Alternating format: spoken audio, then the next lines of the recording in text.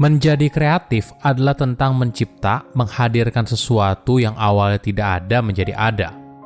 Halo semuanya, nama saya Michael. Selamat datang di channel saya, Sikutu Buku. Kali ini saya akan membahas buku The Creative Act karya Rick Rubin.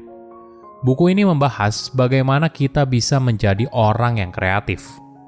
Sebelum kita mulai, buat kalian yang mau support channel ini agar terus berkarya, caranya gampang banget. Kalian cukup klik subscribe dan nyalakan loncengnya. Dukungan kalian membantu banget supaya kita bisa rutin posting dan bersama-sama belajar di channel ini. Kreativitas adalah keahlian penting untuk sukses di berbagai bidang. Menjadi kreatif membuat kita bisa melihat sebuah masalah dari sudut pandang yang berbeda, menciptakan ide yang segar, dan menemukan sebuah solusi. Menariknya, kreativitas bukanlah anugerah segelintir orang, bukan juga merupakan bakat yang dimiliki seorang dari lahir. Menjadi kreatif adalah sebuah keahlian yang bisa kamu kembangkan melalui latihan. Lalu, bagaimana cara kita untuk bisa jadi orang yang kreatif? Saya merangkumnya menjadi 3 hal penting dari buku ini. Pertama, apakah kamu adalah orang yang kreatif? Kebanyakan orang mungkin merasa kalau kreatif bukanlah kata yang cocok untuk menggambarkan siapa dirinya. Mereka merasa kalau kata kreatif hanya cocok bagi seorang yang menjalani peran sebagai seorang seniman atau seorang yang bekerja di bidang kreatif. Jika diminta untuk menghasilkan sebuah ide kreatif, mayoritas orang mungkin langsung mundur teratur.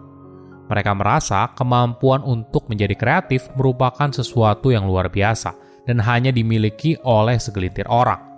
Tapi, apakah kamu tahu kalau kenyataannya tidak begitu? Kreativitas bukanlah sebuah keahlian yang langka dan sulit dimiliki. Kreativitas adalah aspek fundamental dalam diri kita sebagai manusia. Kita semua bisa kreatif.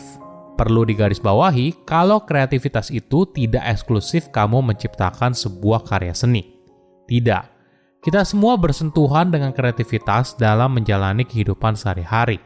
Kreativitas mungkin bisa diartikan sebagai aksi menciptakan sesuatu yang tidak ada menjadi ada.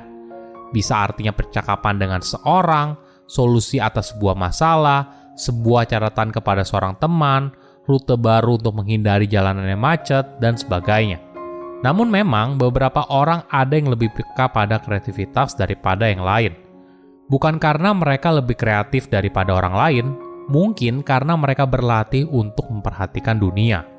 Melatih diri mereka untuk melihat tanda yang lebih halus. Menyadari apa yang menarik kita dan menghempaskan kita dari sesuatu.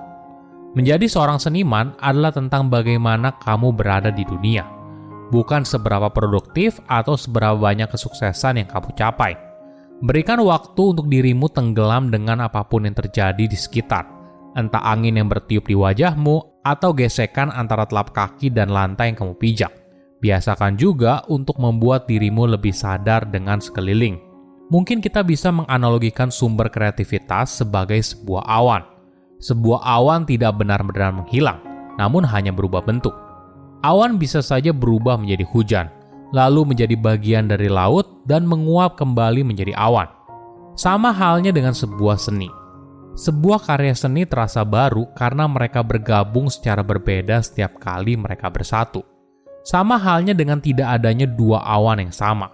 Ini alasan kenapa kita bisa terhubung dalam tingkatan yang lebih dalam terhadap sebuah karya seni. Mungkin ada perasaan familiar yang datang tapi dalam bentuk yang asing. Atau mungkin saja sesuatu yang tidak kita ketahui hingga akhirnya kita menyadari apa yang kita cari. Sebuah potongan puzzle yang hilang. Kedua, ide kreatif ada di sekitar kita.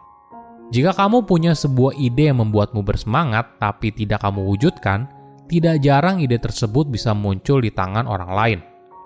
Bukan karena idemu dicuri oleh orang lain, tapi karena ide tersebut menemukan waktunya untuk hadir di dunia.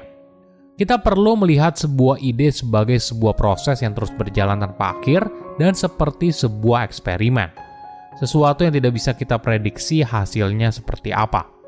Tapi, apapun hasilnya, informasi tersebut berguna untuk eksperimen berikutnya. Ini adalah pola pikir yang perlu kamu miliki dalam menjalani proses kreatif. Kamu tidak berusaha memberikan penilaian baik atau buruk, benar atau salah. Kreativitas merupakan momen kamu bermain tanpa aturan. Pola pikir ini akan membantu kamu untuk sepenuhnya tenggelam pada apa yang kamu kerjakan. Jadi ibaratnya kamu sedang bermain, ya untuk main, bukan untuk menang. Berusaha menghasilkan sesuatu yang sempurna justru bisa menghambat proses kreatif. Karena kamu tidak lagi berkarya untuk berkarya. Untuk menghadirkan sebuah ide menjadi sebuah kenyataan, ada 4 fase yang perlu kamu lalui. Pertama, seeds. Ini adalah fase di mana kamu mengumpulkan ide sebanyak-banyaknya. Kamu membuka perhatianmu pada dunia, mengundang semua inspirasi yang bisa kamu tampung. Ibaratnya, kamu sedang mengumpulkan biji sebanyak-banyaknya yang lalu kamu akan tanam. Tugas kamu di fase ini bukan untuk menghakimi ide yang muncul atau berpikir soal ide tersebut. Fokusnya hanya mengumpulkan saja. Kedua, experimentation. Ini adalah momen di mana kamu bermain dengan ide tersebut. Kamu mulai memilah-milih mana ide yang punya potensi paling besar. Ketiga, crafting. Ketika kamu sudah mengumpulkan ide sebanyak-banyaknya, bereksperimen secara bebas, lalu tahu kemana harus melangkah, nah di fase ini baru kamu membentuk ide tersebut pelan-pelan untuk mewujudkannya. Terakhir, completion. Ini adalah fase terakhir yang seringkali dibantu dengan sebuah tenggat waktu di mana kamu harus mewujudkan ide tersebut menjadi sebuah kenyataan. Fase ini biasanya hanya fokus menyempurnakan apa yang sudah kamu buat. Artinya, ini adalah hasil terbaik yang bisa kamu buat. Fase ini bukan soal menemukan sesuatu atau menciptakan sesuatu, karena sudah kamu lakukan di fase sebelumnya. Ketiga, tips untuk jadi kreatif. Bagaimana caranya untuk jadi kreatif? Pertama, luangkan waktu untuk kreativitas. Langkah awal untuk jadi kreatif ada meluangkan waktu untuk sesi kreatif. Kreativitas membutuhkan perhatian yang fokus, sesuatu yang sulit dicapai dalam jadwal yang padat. Jadi, kamu perlu meluangkan waktu. Sebagai contoh, penulis yang merupakan produser musik terkenal di balik berbagai artis seperti Johnny Cash dan Jay-Z, meluangkan waktu setiap hari untuk mendengarkan musik yang baru dan mengeksplorasi berbagai jenis suara yang baru.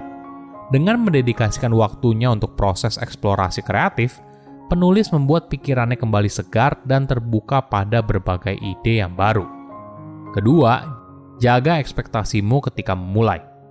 Saat kecil, kita bahagia saat melakukan apa saja, bahkan hal kecil sekalipun. Kita membangun istana pasir atau menggambar dengan krayon, lalu menunjukkannya kepada orang dewasa. Sebelum kita sempat mendengar apa responnya, kita seringkali sudah keburu pergi dan mulai mengerjakan hal lain. Namun seiring bertambahnya usia, ada beban di pundak kita untuk tampil sempurna. Apapun yang kita kerjakan, kita diharapkan untuk bisa memberikan hasil 100% atau bahkan lebih.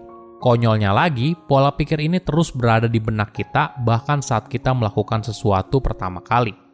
Kita berharap first time right. Tentunya ini sebuah ekspektasi yang mustahil kan? Apakah kamu langsung berhasil memasak spaghetti yang rasanya sama seperti restoran bintang 5? Tentu saja tidak.